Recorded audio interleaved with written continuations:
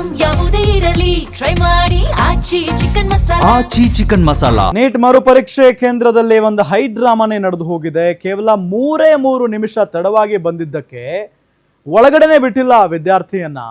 3 ನಿಮಿಷ ತಡವಾಗಿ ಬಂದಿದ್ದಕ್ಕೆ ಪರೀಕ್ಷೆಗೆ ನಿರಾಕರಿಸಲಾಗಿದೆ. ಎಲ್ಲ ದೊಡ್ಡ ತಪ್ಪಲ್ಲ. 3 ನಿಮಿಷ ಎಲ್ಲ ಒಳಗಡೆ ಬಿಡಬೇಕು. ಪಾಪ ತುಂಬಾ ಕಷ್ಟಪಟ್ಟಿರ್ತಾರೆ, ಕಷ್ಟಪಟ್ಟು ಓದಿರ್ತಾರೆ. 3 ನಿಮಿಷಕ್ಕೆ ಒಳಗಡೆ ಬಿಟ್ಟಿಲ್ಲ ಅಂತ ಅಂದ್ರೆ ಹೆಂಗೆ? ರೂಲ್ಸ್ ರೆಗ್ಯುಲೇಷನ್ಸ್ ಇದ್ದೇ ಇರ್ತವೆ, ಬಟ್ ಅದು ತುಂಬಾ ಅರ್ಧ ಗಂಟೆ ಆ ಥರ ಲೇಟಾಗಿ ಬಂದ್ರು ಓಕೆ. 3 ನಿಮಿಷ ಏನೋ ಹೆಚ್ಚು ಕಡಿಮೆ ಆಗಿರುತ್ತೆ.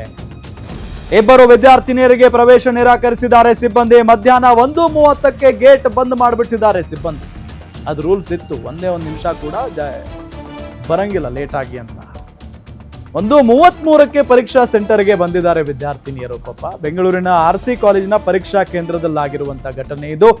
ಗೇಟ್ ಬೀಗ ಹಾಕಿದ್ದರಿಂದ ಒಳಗೆ ಹೋಗೋದಕ್ಕೆ ಗೇಟ್ ಹತ್ತಿ ಜಿಗಿದಿದ್ದಾರೆ ಅವರು. ಒಳಗಡೆ ಹೋದ್ರು, ಪರೀಕ್ಷಾ ಕೇಂದ್ರದ ಒಳಗಿನ ಗೇಟ್ ಬಂದ್ ಆಗಿದೆ. ಇಬ್ಬರು ವಿದ್ಯಾರ್ಥಿನಿಯರನ್ನ ತಡೆದು ನಿಲ್ಲಿಸಿದ್ದಾರೆ ಭದ್ರತಾ ಸಿಬ್ಬಂದಿ. ಎಷ್ಟೇ ಕೇಳಿಕೊಂಡ್ರು ಬಿಡೋಕೆ ಸಾಧ್ಯ ಇಲ್ಲ ಅಂತ ಪೊಲೀಸ್ನವರು ಹೇಳಿದ್ದಾರೆ. ಲಿಟ್ರಲಿ ಕಣ್ಣೀರು ಹಾಕ್ತಾ ಇರ್ತಾರೆ ಅವ್ರ ಸಪೋರ್ಟ್ಗೆ ಎಲ್ಲರೂ ಬಂದಿರ್ತಾರಲ್ಲಿ ಡೆಫಿನೆಟ್ಲಿ. ಕೊನೆಗೆ ಆವರಣದಿಂದಲೇ ಹೊರಗೆ ಜಿಗಿದು ವಾಪಸ್ ಆಗಿದ್ದಾರೆ. ಪಾಪ ಹಿಂಗಾಗಿರ್ಬೇಡ ಪಾಪ, ಅವ್ರಿಗೆ ಸ್ವಲ್ಪ ಲೇಟಾಗಿ ಬಂದಿರ್ತಾರೆ, ಏನೋ ಕನಸು ಕಟ್ಕೊಂಡು ಓದಿರ್ತಾರೆ ಬಹಳಷ್ಟು. ಸ್ವಲ್ಪ ಲೇಟ್ ಆಗಿರುತ್ತೆ. 3 ನಿಮಿಷ ಲೇಟ್ ಆಗಿದೆ ನೋಡಿ, ಒಳಗಡೆನೆ ಬಿಟ್ಟಿಲ್ಲ.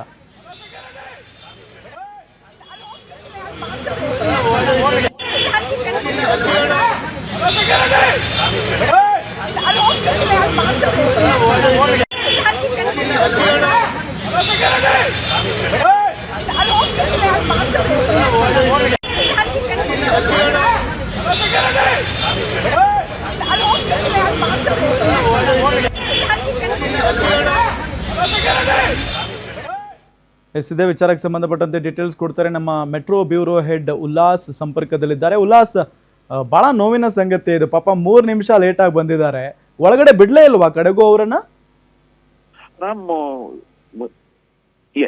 ರಾಷ್ಟ್ರೀಯ ಪರೀಕ್ಷಾ ಮಂಡಳಿನೂ ಕೂಡ ಒಂದು ಮಾತನ್ನ ಹೇಳಿತ್ತು, 2 ಗಂಟೆಗೆ ಪರೀಕ್ಷೆ ಆರಂಭ ಆಗುತ್ತೆ. ಸೊ 1 ಗಂಟೆ 30 ನಿಮಿಷದ ಒಳಗಡೆ ನೀವು ಅಭ್ಯರ್ಥಿಗಳು ಯಾರಿದ್ದಾರೆ ಅವರು ಪರೀಕ್ಷಾ ಕೇಂದ್ರದ ಒಳಗಡೆ ಬರಬೇಕು ಅನ್ನುವಂತ ಒಂದು ಸೂಚನೆಯನ್ನ ಕೊಟ್ಟಿತ್ತು. ಆದ್ರೆ ಪರೀಕ್ಷೆ ಅನ್ನುವಂತ ಸಂದರ್ಭದಲ್ಲಿ 2 ನಿಮಿಷ 5 ನಿಮಿಷ ತನಕ ಕೂಡ ಎಕ್ಸ್ಕ್ಯೂಸ್ ಕೊಡುವಂತಹ ಸನ್ನಿವೇಶ ಈ ಹಿಂದೆ ನಾವು ನೋಡ್ತಾ ಬಂದಿದೀವಿ. ಆದ್ರೆ ಈ ಬಾರಿ 2ನೇ ಬಾರಿ ಏನು ಪರೀಕ್ಷೆ ಪ್ರಶ್ನೆ ಪತ್ರಿಕೆ ಲೀಕ್ ಆಗಿರೋ ಹಿನ್ನೆಲೆಯಲ್ಲಿ ಮರು ಪರೀಕ್ಷೆ ಆಗ್ತಾ ಇತ್ತು. ಈ ಬಾರಿ ಕೇವಲ 3 ನಿಮಿಷ ಪರೀಕ್ಷಾ ಕೇಂದ್ರದ ಬಳಿ ಬಂದಂತಹ ವಿದ್ಯಾರ್ಥಿಗಳು ಕೇವಲ ಬೆಂಗಳೂರು ಮಾತ್ರ ಅಲ್ಲ, ಬೇರೆ ಬೇರೆ ರಾಜ್ಯದ ಬೇರೆ ಬೇರೆ ಭಾಗಗಳಲ್ಲೂ ಕೂಡ ಇದೇ ಸಮಸ್ಯೆ ಆಗಿದೆ. 1 ನಿಮಿಷ 2 ನಿಮಿಷ 3 ನಿಮಿಷ ಲೇಟ್ ಆಗಿ ಬಂದಂತಹ ವಿದ್ಯಾರ್ಥಿಗಳನ್ನ ಪರೀಕ್ಷಾ ಕೇಂದ್ರದ ಒಳಗಡೆ ಬಿಡ್ಲಿಕ್ಕೆ ಸಿಬ್ಬಂದಿ ನಿರಾಕರಣೆ ಮಾಡಿದ್ದಾರೆ. ಕಾರಣ ನಮ್ಗೆ ಈಗಾಗಲೇ ರಾಷ್ಟ್ರೀಯ ಪರೀಕ್ಷಾ ಪ್ರಾಧಿಕಾರದಿಂದ ನಮ್ಗೆ ಒಂದು ಸುತ್ತೋಲೆ ಬಂದಿದೆ. 1 ಗಂಟೆ 30 ನಿಮಿಷದ ಒಳಗಡೆ ಯಾರು ಬರ್ತಾರೋ ಅವ್ರಿಗೆ ಆ ಒಂದು ಅಭ್ಯರ್ಥಿಗಳಿಗೆ ಮಾತ್ರ ನೀವು ಪರೀಕ್ಷೆ ಬರ್ಲಿಕ್ಕೆ ಅವಕಾಶ ಕೊಡಿ. ಅದಾದ ನಂತರ ಬಂದಂತಹ ಯಾವುದೇ ವಿದ್ಯಾರ್ಥಿ ಬಂದ್ರು ಕೂಡ ನೀವು ಪರೀಕ್ಷೆ ಬರ್ಲಿಕ್ಕೆ ಅವಕಾಶ ಕೊಡಬೇಡಿ ಅನ್ನುವಂತ ಒಂದು ಡೈರೆಕ್ಷನ್ಸ್ ಬಂದಿದೆ ಅನ್ನುವಂತ ಒಂದು ಸಮಜಾಯಿಷಿಯನ್ನ ಕೊಡುವಂತ ಕೆಲಸ ಅಲ್ಲಿನ ಸಿಬ್ಬಂದಿಗಳು ಮಾಡಿದ್ರು. ಆದ್ರೆ ಪೋಷಕರು ಮತ್ತೆ ವಿದ್ಯಾರ್ಥಿಗಳು ಎಲ್ಲರೂ ಕೂಡ ಅಂಗಲಾಚಿದ್ರು. ನಮ್ಗೆ ಅಂದ್ರೆ ಒಂದ್ ಕಡೆ ಬೇರೆ ಬೇರೆ ವೀಕೆಂಡ್ ಇರೋದ್ರಿಂದ ಬೇರೆ ಬೇರೆ ಕಾರ್ಯಕ್ರಮಗಳಿರುತ್ತೆ. ಕೊನೆಗೆ ಒಂದಷ್ಟು ಕಾಂಗ್ರೆಸ್ನ ಸಮಾವೇಶ ಇದ್ದಿದ್ದರಿಂದನೂ ಕೂಡ ಒಂದಷ್ಟು ವಿದ್ಯಾರ್ಥಿಗಳು ನಿಗದಿತ ವೇಳೆಗೆ ಪರೀಕ್ಷಾ ಕೇಂದ್ರಕ್ಕೆ ಹೋಗ್ಲಿಕ್ಕೆ ಸಾಧ್ಯ ಆಗ್ಲಿಲ್ಲ. ಸೊ ಟ್ರಾಫಿಕ್ ಸಮಸ್ಯೆಯಿಂದ ಬಹುತೇಕ ವಿದ್ಯಾರ್ಥಿಗಳು ಪರೀಕ್ಷಾ ಕೇಂದ್ರದ ಒಳಗಡೆ ನಿಗದಿತ ಸಮಯಕ್ಕೆ ರೀಚ್ ಆಗ್ಲಿಕ್ಕೆ ಸಾಧ್ಯ ಆಗ್ಲಿಲ್ಲ. ಸೊ ಹಾಗಾಗಿ ನಮ್ಗೆ ಅವಕಾಶ ಕೊಡಿ ಅಂತೇಳಿ ಎಷ್ಟು ಪರಿಪರಿಯಾಗಿ ಬೇಡ್ಕೊಂಡ್ರು ಕೂಡ, ಪೋಷಕರು ಮತ್ತೆ ಅಭ್ಯರ್ಥಿಗಳು ಬೇಡ್ಕೊಂಡ್ರು ಕೂಡ ಅಲ್ಲಿನ ಪರೀಕ್ಷಾ ಸಿಬ್ಬಂದಿ ಯಾವುದೇ ಕಾರಣಕ್ಕೂ ಅವಕಾಶವನ್ನ ಕೊಡ್ಲಿಲ್ಲ. ಸೊ ಮೂಲಗಳ ಪ್ರಕಾರ ಸುಮಾರು ಬೆಂಗಳೂರಿನಲ್ಲೇನೆ ಒಂದು 8 ರಿಂದ 10 ವಿದ್ಯಾರ್ಥಿಗಳು ನೀಟ್ ಪರೀಕ್ಷೆಯನ್ನ ಮಿಸ್ ಮಾಡ್ಕೊಂಡಿದ್ದಾರೆ ಅನ್ನುವಂಥದ್ದು ಗೊತ್ತಾಗ್ತಿದೆ. ಮತ್ತೊಂದ್ ಕಡೆ RC ಕಾಲೇಜ್ನಲ್ಲಿ 2 ನಿಮಿಷ ತಡವಾಗಿ ಬಂದಂತಹ ವಿದ್ಯಾರ್ಥಿನಿಯನ್ನ ಒಳಗಡೆ ಬಿಡ್ಲಿಲ್ಲ. ಕೊನೆಗೆ ಆ ವಿದ್ಯಾರ್ಥಿನಿ ಕಾಂಪೌಂಡ್ ಅನ್ನ ಗೇಟ್ ಅನ್ನ ಹತ್ಲಿಕ್ಕೆ ಮುಂದಾಗ್ತಾಳೆ. ಸೊ ಆಗ ಅಲ್ಲಿನ ಸಿಬ್ಬಂದಿ ಮತ್ತೆ ಭದ್ರತಾ ಸಿಬ್ಬಂದಿ ಆಕೆಯನ್ನ ಕೆಳಗಿಳಿಸುವಂತ ಕೆಲಸವನ್ನ ಮಾಡ್ತಾರೆ. ಅಂದ್ರೆ ಪರೀಕ್ಷಾ ಕೇಂದ್ರದ ಬಳಿ ಸಾಕಷ್ಟು ಹೈಡ್ರಾಮಾ ನಡೆದಿದೆ ಅಂತ ಹೇಳಿದ್ರು ಕೂಡ ತಪ್ಪಾಗೋದಿಲ್ಲ. ರಾಮ್, ಓಕೆ, ಥ್ಯಾಂಕ್ ಯು ತಮ್ಮೆಲ್ಲ ಮಾಹಿತಿಗಾಗಿ.